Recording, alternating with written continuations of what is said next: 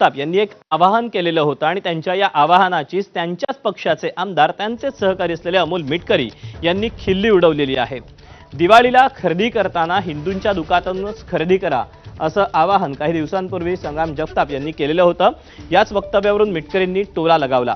मिटकरी आज फटाके खरेदी करण्यासाठी एका दुकानात गेले होते, मात्र दुकानातील फटाक्यांची नावं वाचून मिटकरींनी खोचक असा टोमणा लगावला।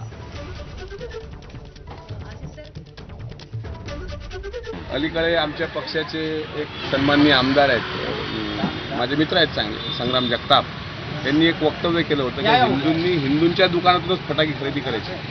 आणि मग मी मध्यंतरी क्रॉफर्ड मार्केटच्या सुप्पा भाईचा एक व्हिडिओ ट्विट केला होता, त्यावर मला मग ट्रोलिंग केलं त्यांच्या काही तुकार कार्यकर्त्यांनी। आता मी हिंदूंच्याच दुकानात फटाके घ्यायला आलोय, पण मार्केटला फटाका सद्दाम आहे, याचं काय करणार? हा सद्दाम फटाका पाहून मला आपल्या अहिल्यानगरचे आमदार संग्राम जगताप यांची फार आठवण येते। तेव्हा आता मिटकरी यांनी तर एक बॉम्ब लगावलेला आहे, टोला लगावलेला आहे। आता याला कसं प्रत्युत्तर दिलं जातं, कशा पद्धतीने आरोपांची फुलबाजी होते ते पाहणं महत्त्वाचं असेल। वळूया पुढच्या बातमीकडे। बातमी आहे नाशिकमधून। आता नाशिकच्या ITI कॉलेजमध्ये वैदिक संस्कारांचे धडे दिले जाणार आहेत, तसा अभ्यासक्रमच या कॉलेजमधून तयार करण्यात आलेला आहे।